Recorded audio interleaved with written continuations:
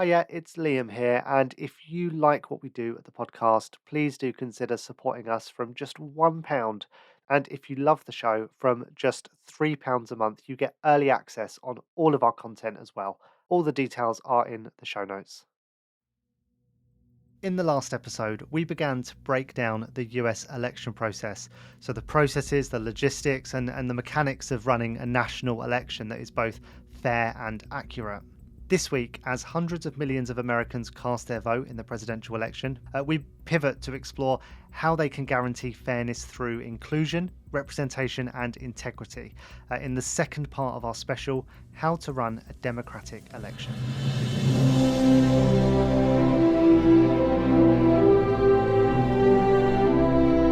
Welcome to America, a history podcast. I'm Liam Heffernan, and every week we answer a different question to understand the people, the places, and the events that make the USA what it is today.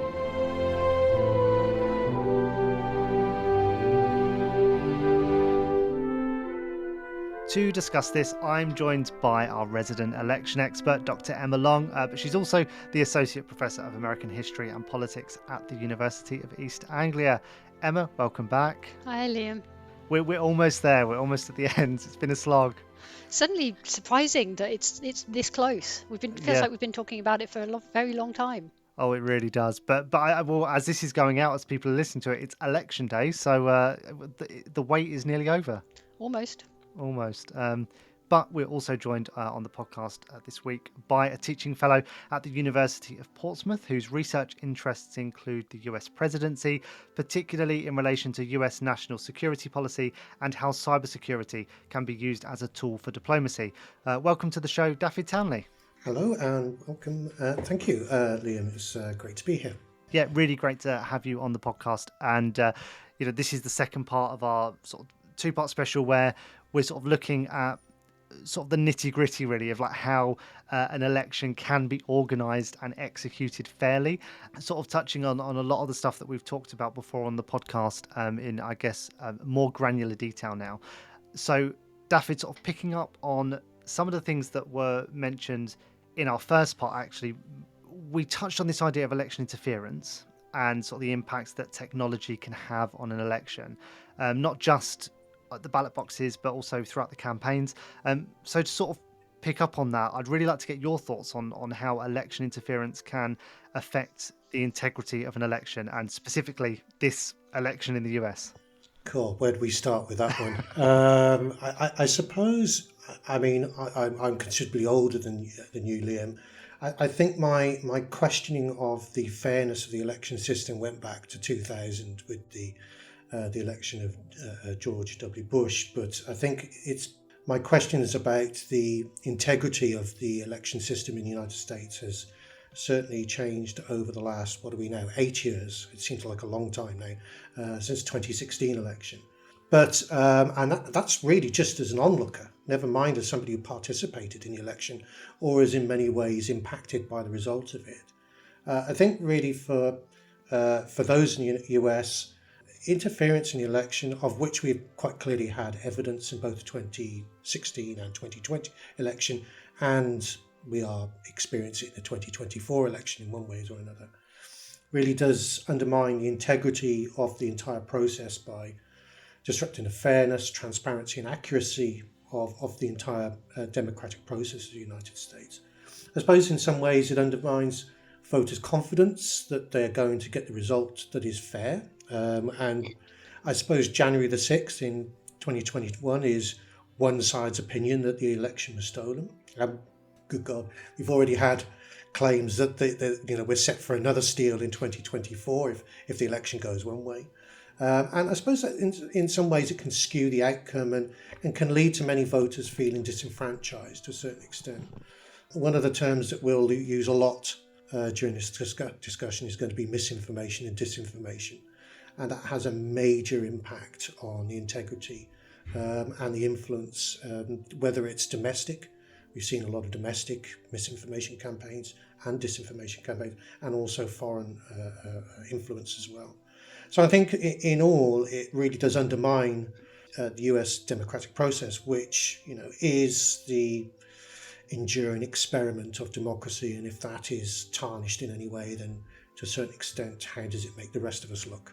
I mean, you mentioned voter confidence, and I wonder if sometimes just the assumption or the perception that there is interference is enough to undermine that integrity. There doesn't actually need to be it happening, Yeah, it's. I think we've seen from, and the historian me now goes back to the 1960s and the question of the executive branch, and the sort of the conspiracy theories that were abound in the 60s and early 70s, which were then many people proved they were right by Watergate, and so we have that continuing conspiracy theory. So if you think that something is going on, you're going to be suspicious of it. And I think you're absolutely right for many people that it doesn't need to happen if they think that it's happening. And if there are, and I have to say this carefully because I'm aware that somebody has more lawyers than I do, if certain individuals will claim that the other side have cheated or are cheating, then it in turn will lead to things like January the 6th, where people will, we've spoken to people in America who are fearful, not of November the 5th, but of November the 6th and January, the period between November and January, what's going to happen, which is not how you should be in election. It should be, people should be celebrating and proud of who they vote for. And I do miss the days where our political leaders, like George H.W. Bush, who left that lovely letter to Bill Clinton saying, "You are all of us presidents now," that we have leaders that can sort of shake hands and accept defeat graciously. I'm not sure that's going to happen this year. I don't know. What do you think?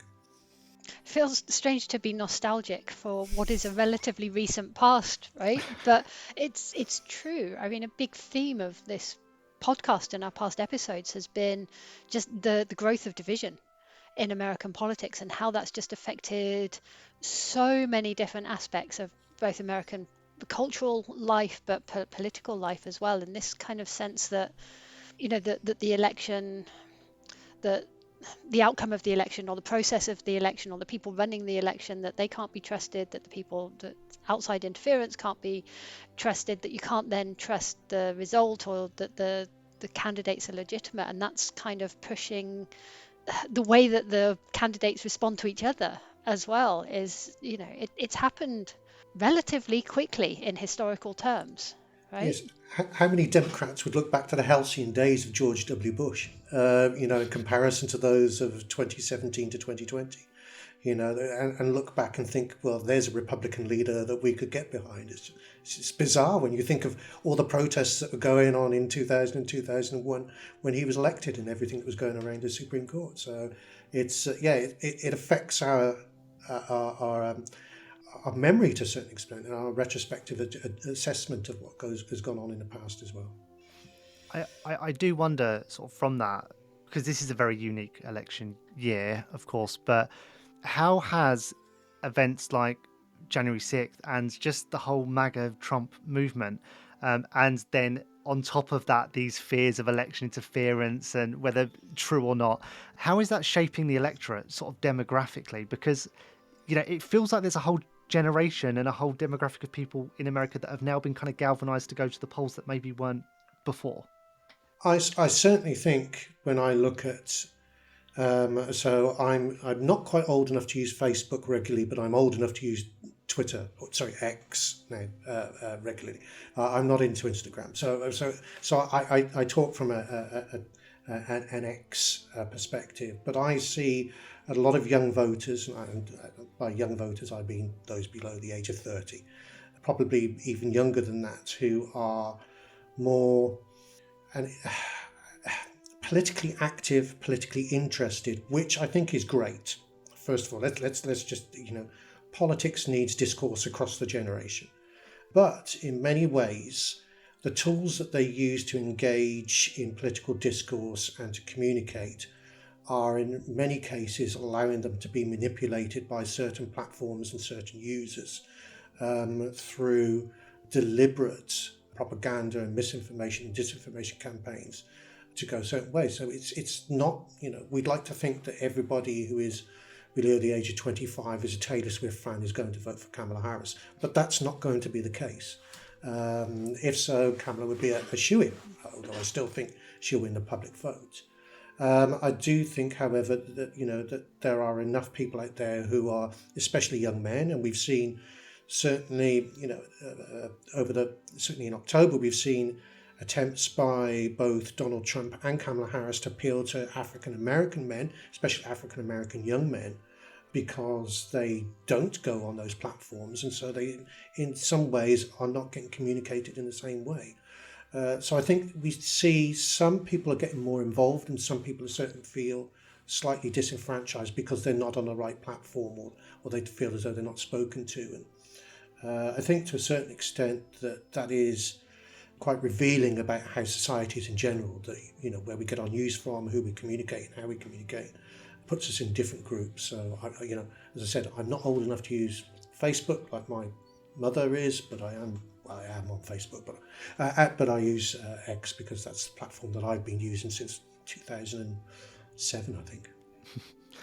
I think they sort of almost contrast this sort of barrage of fake news, sorry to quote Trump, and sort of misinformation that's out there. I mean, this election has now been coined the podcast election because Trump and Kamala are going out there and guesting on podcasts and having these really long form conversations where it actually feels like now maybe the problem isn't that we're sort of not getting an authentic impression of the candidates, but that we're not really talking about politics at all.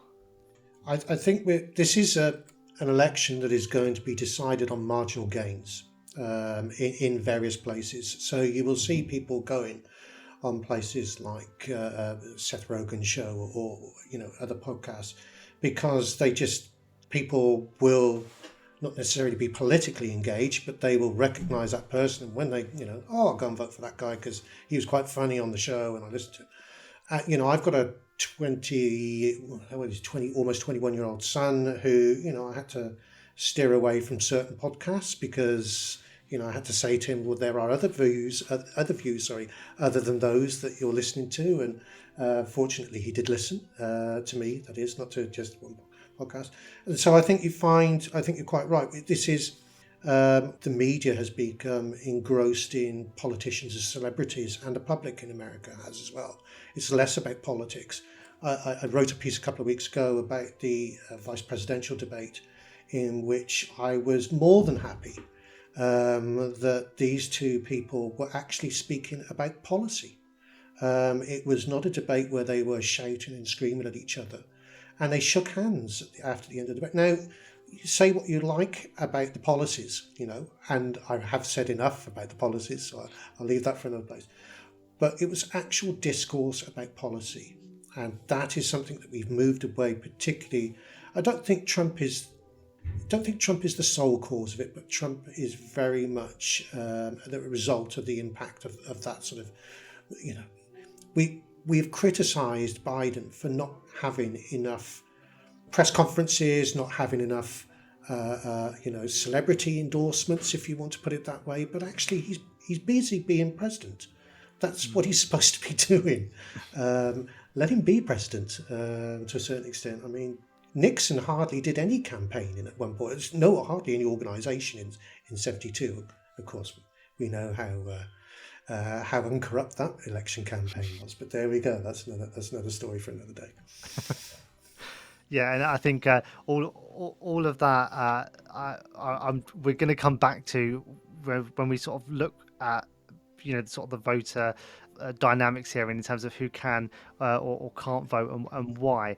But before we get into that, Emma, I'm wondering if you can just wrap a little bit of context around this and actually kind of explain who is eligible to vote in the US election. Oh yeah, because if you listen to the discussion that's going on at the moment, there's a whole lot of illegal immigrants voting, right? Who aren't eligible to vote, and that this is going to turn the election. So let's clarify. When they're not too busy eating everyone's pets, of course. Well, that's also true. Yes. Yeah. You might find the time to cast 2 or 3 ballots just to stuff the ballot box. But seriously, so The only people, right, who can vote in US elections legitimately are US citizens, and that's American citizens, whether they are living at home in the US or they are living abroad. And that might be, so for example, I think coming up, we're going to be talking to some of our exchange students, right, who are here from the US, who are for the first time experiencing the American election from abroad. I have a lot of American colleagues here who voted from abroad for years. So there are civilians, but there are also, of course, military personnel who are serving abroad. That's the first thing. You have to be a citizen to be eligible to vote, and there are lots and lots of checks when you register to vote, right? Not just when you register, but afterwards to make sure that you're eligible. This is not a kind of a free for all. I was trying to explain this to a friend of mine recently who was like, anybody can just turn up and register to vote. You're like, no, no, let me talk to you about this. You also have to be 18. You have to be 18 years old. Some states allow 17-year-olds who are registered to vote in primaries. But to vote in the main election, you have to be 18 years old and you have to be registered. So that in itself is not so dissimilar from the UK, right? You have to be registered to vote. To be clear, so that they're like the categories, right, of people. You have to be a citizen, you have to be 18, and you have to be registered. People who are excluded from voting, just for clarity, right? Non-citizens, even foreign citizens who live in the US with a green card, right? They are not allowed to vote in presidential or congressional elections. Some states will allow them to vote in state level or like county elections because that's where they live, but they cannot participate in federal elections. Certain people who have been convicted of felonies can't vote. We might come and talk about them in a little bit. Some who've been deemed mentally incapable or mentally incapacitated can't vote. And there are actually some US citizens who can't vote. So US citizens who live in American overseas territories.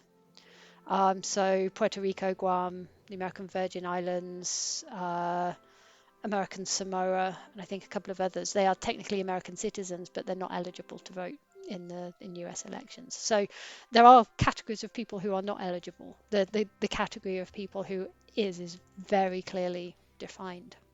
So if I could just sort of pick on the slight ambiguity there, in that you can be a US citizen living abroad and be eligible to vote, but if you're a US citizen living in a territory, Yeah, you're not eligible to vote. that's correct. Yes. Because historically, I mean, I'm not saying this is right, and there are periodic campaigns, right, for people, for citizens in these territories to be able to gain some kind of statehood or more recognition than they do. But it's about sort of the legal relationship of American overseas territories to the American, sort of the American mainland national, the country per se, that means that they're not eligible to vote. Okay, that's very odd to me. But I guess they're the rules, right? I was going to say I'm not defending the rules. I'm just telling you what they are. Yeah, of course. Sort of going back a little bit. So, okay, that's who is and isn't allowed to vote. What does the registration process look like?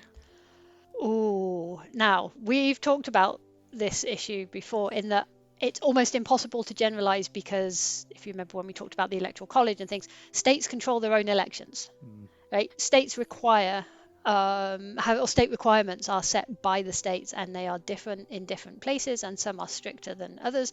I was just talking to a colleague who's 4 offices down from mine who is a registered voter in Kentucky, and it took him well over 5 minutes to explain to me the registration process and his ability to be able to vote from abroad. So it can be complicated. Some states are very easy. You turn up with your identification and you can get on the rolls. In other states, you have to do a whole range of other things to be able to get voted. Some states have fewer now than it used to be, but under the Clinton presidency, there was the big thing about the motor voter law. David might remember this. And it was kind of like the voter, to try and make it easier for people to vote. You had two things. One you could register when you went to get your driving license So you could register to vote at the DMV, the Department of Motor Vehicles, when you went to do that, because it made it more accessible for people who were going to do those things, and you got your ID with you because that was what you were there for. And they also sort of campaigned for things like same day registration, so you could register on the election day and then vote at the same time. That's become much harder as these big concerns that we've been touching on have been raised about voter fraud and ineligible people voting. A lot of states have clamped down on that. So it's quite hard to generalize, I think, and you have to look state by state, which actually gets a lot of Americans into trouble if they move from one state to another and they're not massively politically engaged. They may find that the process in the state that they've moved to is actually more complicated, and they may end up unable to vote because they've not sort of done all the things that they needed to. I want to touch on that sort of the complexity that you alluded to in sort of the different rules and the sort of the inconsistency sometimes between states. It has been an issue historically, and it's one that's been touched on largely by the left, that minority groups and African Americans tend to have the rules working against them when it comes to voter registrations and even in accessing polling stations. That does cause not illegal issues, but certainly loopholes that enable certain demographics to vote a lot easier than others. Is that still an issue, I guess, is my first question here.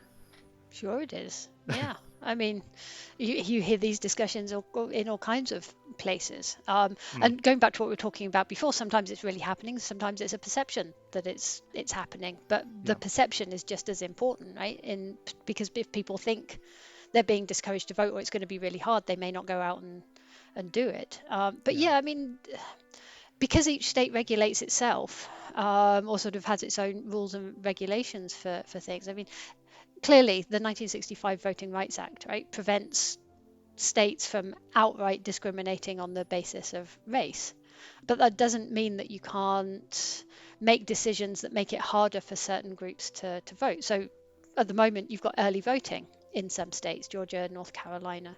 The defense of early voting is that it makes it easier for people who perhaps have sort of on 0 hours contracts or on minimum wage shifts where they can't get the day off or can't get time off from a shift to be able to work, and the opening hours of the polls don't make it possible for them to vote. So you have early voting. It means people can go at their convenience. They may be more likely to vote. If you don't have that, there are certain groups for whom voting then becomes harder.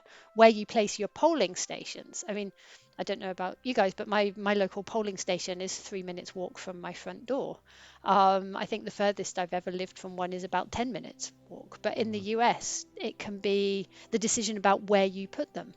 If you put them in a neighborhood where, just to take an example, if you put a polling station in a wealthy white neighborhood and you have sort of Hispanic, Black and Asian voters all having to go to that particular polling station in a neighborhood where perhaps they're not familiar with it, or perhaps historically it's been seen as a no-go area. If you think about some of the places in the South and the Midwest, you might well make it harder for people to go and vote.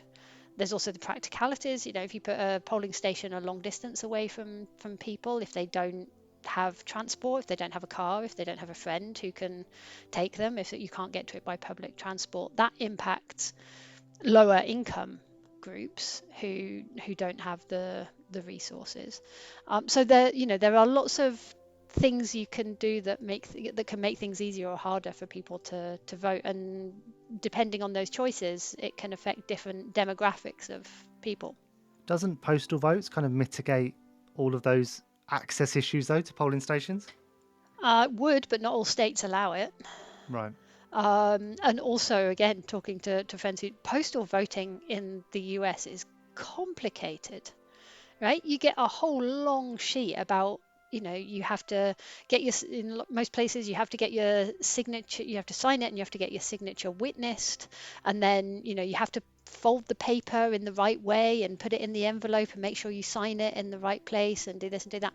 And the risk for people who postal vote, who may well be people for whom it is more difficult to vote in person, some of those rules and regulations people may fall foul of. So I'm thinking about, potentially the elderly, sometimes the disabled who often would vote by post, people who are perhaps alone and for whom actually it's difficult to get somebody to witness their signature, right? So yes, in theory, postal voting would offset that, but you can't do it everywhere, and it's not as straightforward as my experiences of postal voting here in the UK. Okay, so Daffy, I'm sure you're about to shoot down how much I'm oversimplifying this next question, but if postal voting and polling, sort of in person, sort of voting at polling stations, is problematic and creates these issues of access, wouldn't technology remove all of those barriers if people could vote electronically? Or it feels like there are solutions out there, but they're not being implemented. You'd think, right? You think that that the world is all Star Trek, whereas actually it's Star Wars. There's a dark side and a good side. Look, I think in an ideal world, yes, everything is really easy. We can sit at home and have a button that we can press and everybody votes, but the matter is that we don't have that. And actually, the more that electoral systems become reliant on technology, not just the actual voting system, but the storage of data, the actual how we communicate, then the opportunity for, how can I say, bad actors, I think that's probably the best way of phrasing it, whether they are domestic or foreign, to interfere with the process increases. And cybersecurity vulnerabilities, that is weaknesses within networks or hardware that control or guide or are used in the electoral process, can really affect just not who is able to vote, but also how different demographics actually engage with the electoral process. So you might think, for example, on voter registration systems, you might have a cyber attack. And by cyber attack, I mean anything that denies the use of or disrupts or disables any sort of database or network or website. Well, if you have something that, the night before the election destroys the electronic voter registration system, what happens? Chaos, first of all, especially if you haven't got a backup system to replace it. You can actually have targeted attacks where you remove certain individuals off the process. Now, if voters' details, because very different to us in the UK, apart from probably bit old now, but when I was a young lad, people went to the Labour Club and you went to the Conservative Club, and that you're sort of associated in that way. But in the US, you are generally affiliated to either Democratic Party or the Republican Party. You have obviously independents. But if you want to remove your opponent's support, well, why wouldn't you attack and remove their ability to vote off the system? I mean, you could have all sorts of attacks and ways of doing that. And then what about, the idea of misinformation and disinformation? And we saw this probably closer to home most effectively in, I'm trying to think now, 2015, 2016, with the referendum, where people's data was essentially trawled on Facebook, and they had very personalized advertising specifically placed at them because of certain things that they said or websites that they liked. So why wouldn't you target your people, the people that you didn't want to vote another way, or to just not vote at all? And then the actual process on the day. What if there were lots of cyber attacks on the day that brought down the public transport system, that the electricity grid got hit? All of these things can affect. And then you've got the actual process of, some states, as Emma says, the actual state voting system is very different. Some is still a cross in a box, and a cross in a box and a piece of paper, and you stick it in a box. Others are complete electronic tabulation systems. Well, that's an easy thing, and we've seen things like DEF CON, the big hackers convention that's done every year, where you see these hackers, who sit 10 feet away from these machines. They can hack into these machines in less than a couple of minutes. and tell the machine what to do, and somebody thinks they're voting for Donald Trump, but actually they're going to vote for Kamala Harris. The system is, but they get everything on the screen tells them they're voting for Donald Trump. But I should like to say that is just an example, not a prediction. So there's all sorts of ways that technology could make it better. It could make it easier for those who are disabled or, as Emma says, have real access problems to get into the voting stations. So why wouldn't you use that? Well, problem is that, number one, some states don't have the money to have good enough security to do that. And that's something we'll talk about in a bit, about the difference between state and federal issues. But also, we've also seen something that's happened in Georgia this month where, rather than have to count it all by hand because there are concerns about so-called electoral fraud, that Georgia is now going to accept an electronic count of their voter system, which means there won't be a delay in the actual count, but perhaps, crucially for the Trump campaign, could lead to them asking questions about the validity of the vote post November the 5th. So, yeah, in an ideal world, yes, technology makes everything great. Realistically, I mean, come on, how many times has your phone crashed on you, or your computer won't start up, or you can't do that? Technology fails. But not all the time. But can you really put 100% confidence in an electoral system on it working correctly? Not all the time. It's also worth pointing out, right, that rural America is underserved by the internet. Right? So if you're thinking about kind of voting online, some kind of online voting system, there are big swathes of the US, surprisingly large parts of the US, that have really unreliable internet connection. I mean, one of the things about Biden's infrastructure bill, right, was about trying to get more and more of America onto the internet, right, onto that kind of grid, sort of in the same way that in the 1930s Franklin Roosevelt was trying to get people electrified, right, rural America electrified. It's a similar kind of debate. So actually, on one hand, it should make it easier, but actually on the other hand, there's a whole group of Americans who would still be excluded by doing that. And actually those who are rural, spread out, for whom actually some of these other issues like locations of polling stations are equally problematic. But I think, going kind of full circle here, there is still a reality right now that there are always ongoing concerns of cyber attacks, of security threats from outside the US that are impacting the propaganda and the campaign materials that are out there. But also, there are fears that could affect the election itself. So this isn't really a hypothetical in terms of what would happen if the election sort of was digitized. To an extent, there are already very real digital problems that are manifesting that need to be dealt with, right? Oh, absolutely. But part of the problem is the federalized system in the United States, as Emma has already alluded. The states are in control of the electoral systems at state level, and they have a very different objective when it comes to processing the election to that of the federal government. The federal government, for example, is really looking mostly on national security. So it is looking for external threats. You're right. It is looking for that foreign influence, that which happened in 2016. And it's really looking at sort of trying to prevent those hacks, foreign-based disinformation campaigns, and other cyber attacks that could undermine the integrity of elections, but across the entire country. It's not looking at individual states as such.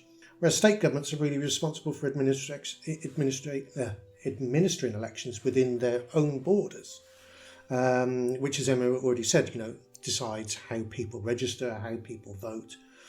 And their cybersecurity systems are generally inferior to that of the federal government. The federal government complains it doesn't have enough qualified people to work its systems, because cyber has expanded exponentially whilst the quality trained individuals haven't matched that growth. So there's a shortage in the federal market, certainly, because most people go and work for the private companies because they get paid a lot more money. Why wouldn't you do the same job for 10 times the money?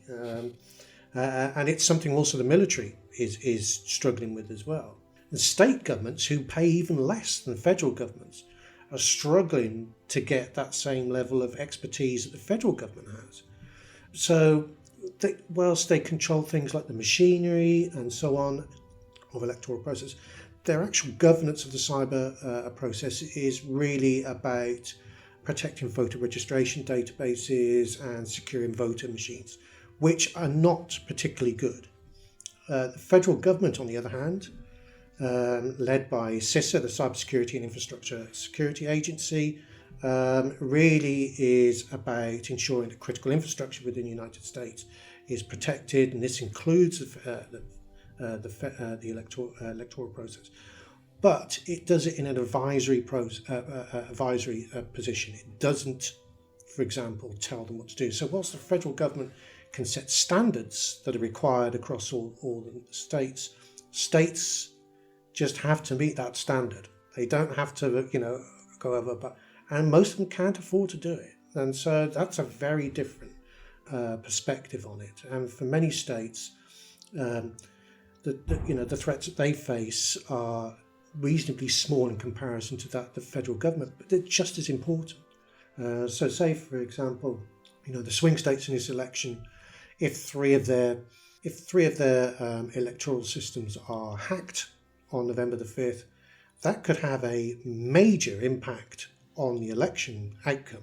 However, 3 out of 50, from a federal government point of view, that's reasonably, if it was 47 out of 50, they would probably look at this as being the entire election.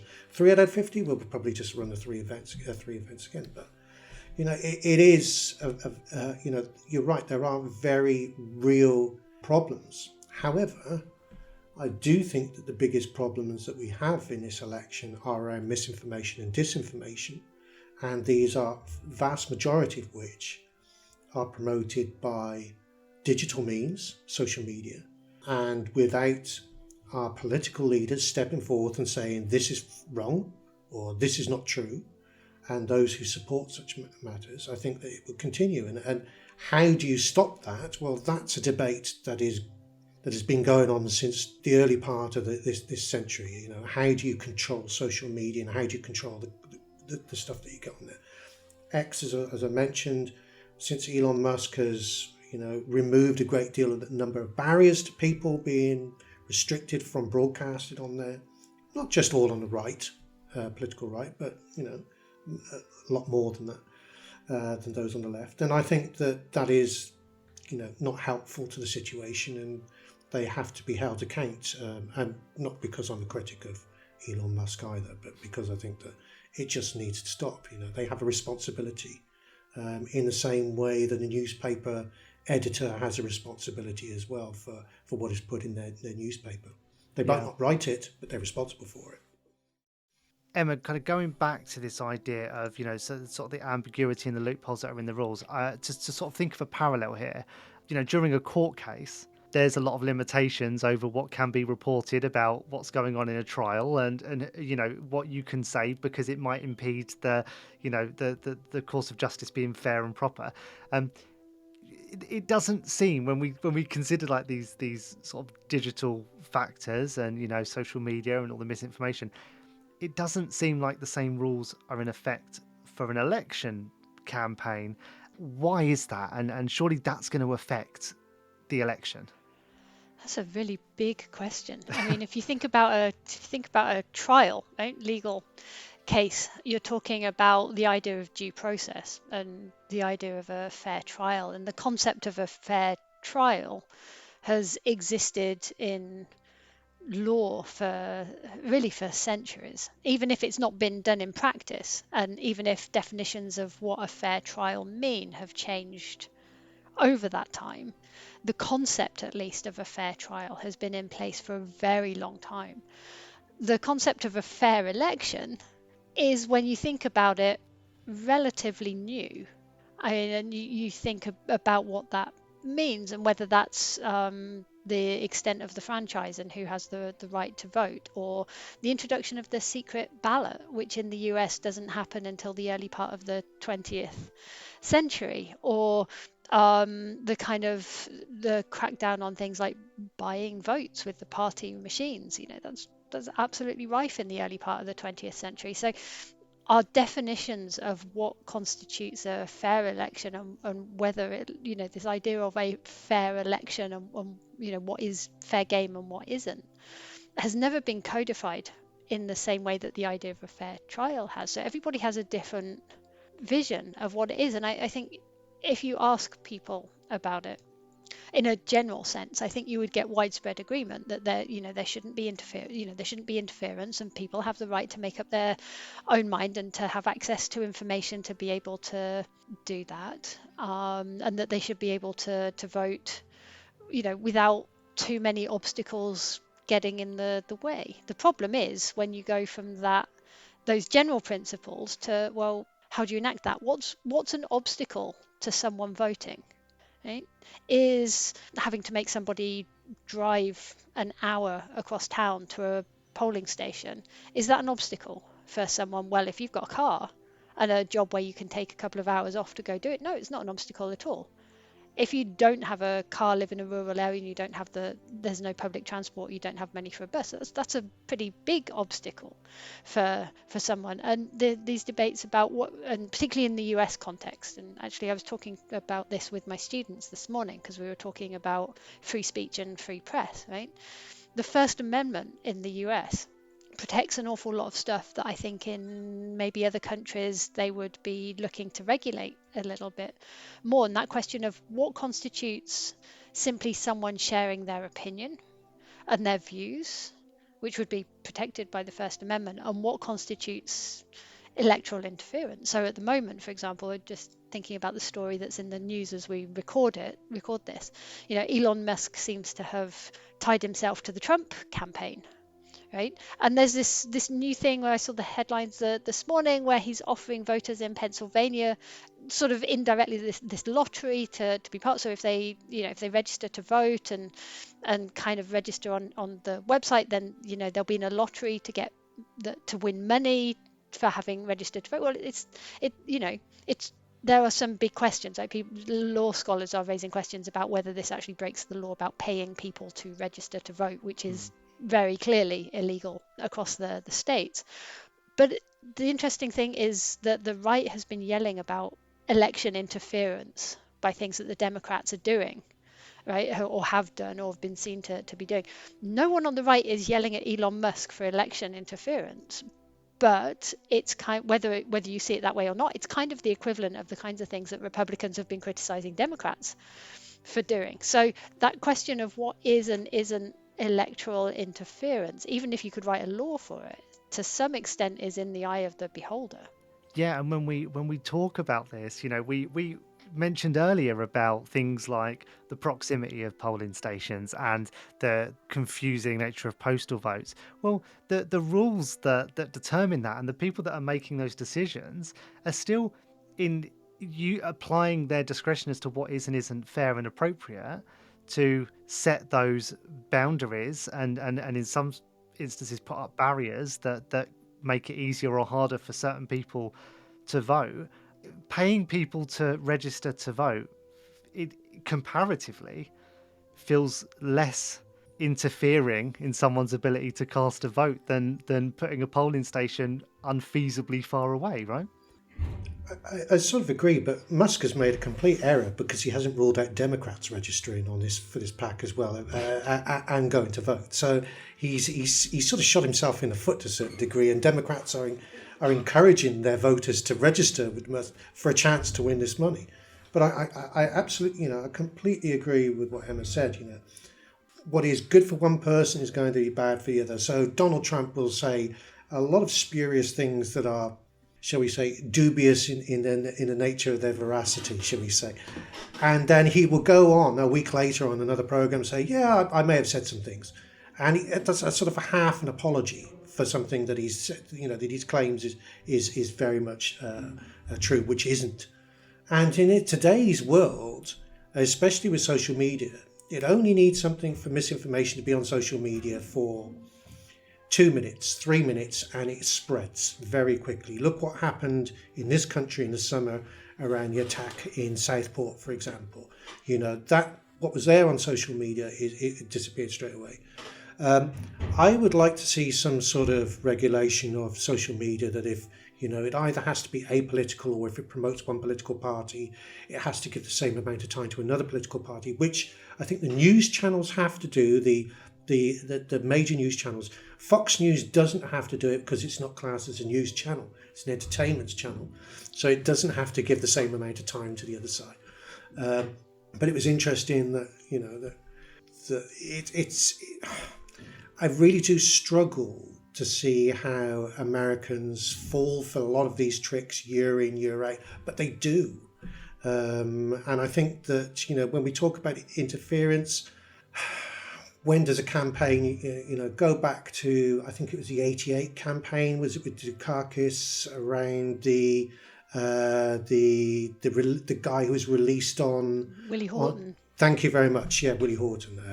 I knew the law scholar would come in on that. But that he was released on day release and he was released by Dukakis when he was governor. And that proved that he was against law and order. Well, that's not true. But it's how you paint it. Well, how different is that for somebody who's saying, they're eating animals up in Springfield? Well, they are. They're eating geese. Donald Trump eventually went on to say, or chickens. Well, yeah, they would eat geese and chickens because those are sort of normal things to eat. And in fact, squirrels are pretty normal in some parts of America to eat. So I think it's that grey area of what is true, what is untrue, between those areas of order, and how you regulate it is extremely, extremely difficult. Perhaps we do need a First Amendment of social media. I'd be all for that. But then I think you'd probably see all the servers leaving the United States, setting up somewhere else to be outside the United States control. So I think that whilst this is a particularly major influence on this election, it's an important revelation, I think, to the world about this is something that affects every election around the globe now, and it needs to be,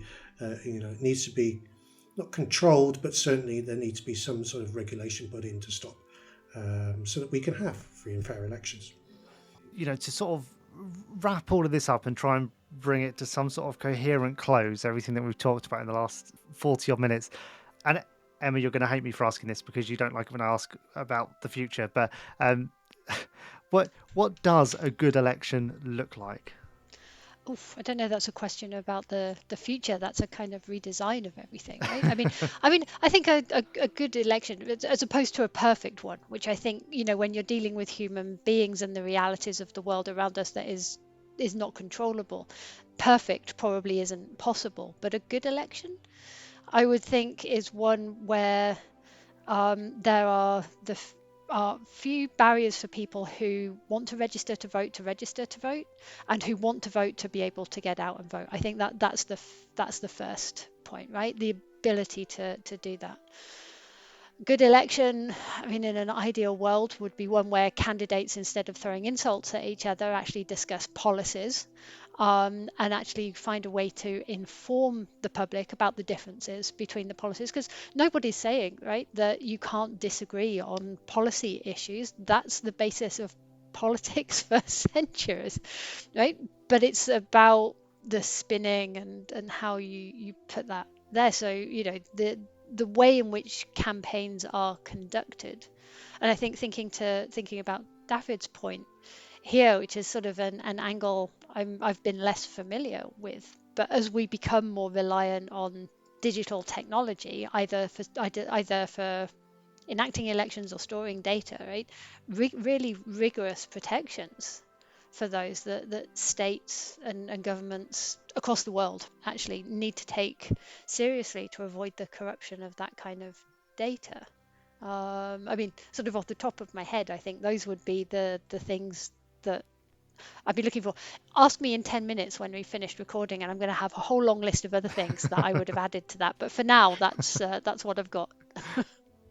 If I was to be asked that, I think no repeat of January the 6th. I think that's a start. Okay, so let's have an election where the losing side accepts the result and welcomes the result. Should we say not welcomes it, but should we say doesn't stir up antagonism towards the opponent? They which I respect think, it, right? well, yeah, I think we're going to expect that. We're going to expect that if the Democrats lose, I think there'll be a begrudging acceptance of that. And people will be fearful of what's going to happen. And there will be protests, just as there were when Trump was inaugurated. However, if Trump loses, you might well expect more violent protests than we've seen so far. You might see quite big regional differences in acceptance of that result. So you might have, I'm not going to talk about secession, but there might be states that start questioning. I mean, Trump was even mentioning, why don't we just break away? I think at one point. I, for me, I think I'd like to have an election where everybody is able to vote, everybody is involved. A perfect election is where people debate the issues and people are elected on issues and on policies. Sorry, not on issues, but on policies. And that president is supported on those policies. It might have been a completely different world had 9/11 not happened, because that was a unifying factor for many Americans behind George W. Bush. The people have short memories and forget how vilified he was by the political left up until that point. And even after that, he was begrudgingly accepted. But politically, everybody got behind him. Let's hope that there's not a need for an event like that, to unify people behind the next president. But no, I think it's one where people are involved, where the result is accepted, and where people hopefully can start to work on some sort of government of consensus again, where both sides work together, rather than two sides trying to stop each other getting any policy through whatsoever. Biden was elected because he reached across the chamber on several times in his career. He had an appeal. Harris doesn't have that yet. And people are talking about, well, I'm not too sure about voting for her. Well, if you don't vote for her, in effect, you're voting for Trump. Yeah, but I don't like him either. So if you don't vote for her, you are sort of voting for Trump. So I think that she doesn't have that appeal that Biden had. I'd like to see an America that is divided on policies and not on ideology. Yeah, the wise words to wrap up the episode, Daffy. And thanks so much to yourself and, as always, to Emma for joining me for this discussion, which I think was inevitably going to have an open-endedness to it. As this goes out, people are voting, and when most people listen to this episode, maybe there'll be a result, maybe there won't be, but it will certainly be a slightly different looking America than it was at the time that we're recording this. So I'm sure there'll be much to catch up on in future episodes. For anyone that has enjoyed this conversation, we'll leave some useful links in the show notes so that you can learn more. So do check out those. But if anyone wants to connect with either of you directly, where can they do that, Daffyd? You can find me on X under the rather Welsh sounding Hanesydd, which is Welsh for historian. So if you can't remember how to spell it, just look up what Welsh for historian is. Or you can find me under LinkedIn and sure, hit me up. Or find me under the University of Portsmouth brand somewhere. I'm sure I'm on their pages somewhere. You are indeed. And Emma. Oh, as regular listeners will know, I issue all forms of social media. So the best way to find me is through the UEA web pages, where my email is there. You can get in touch with me that way. Wonderful. And you can find me on X as well, still hanging on in there at This Is the Hef, and you can find me on LinkedIn too. If you enjoy this podcast, do just take 10 seconds out your day to leave us a rating and a review wherever you're listening, and give us a follow as well so that all future episodes appear magically in your feed. Thank you so much for listening to this. And if you are in America, now go and vote, please, and we'll see you on the other side.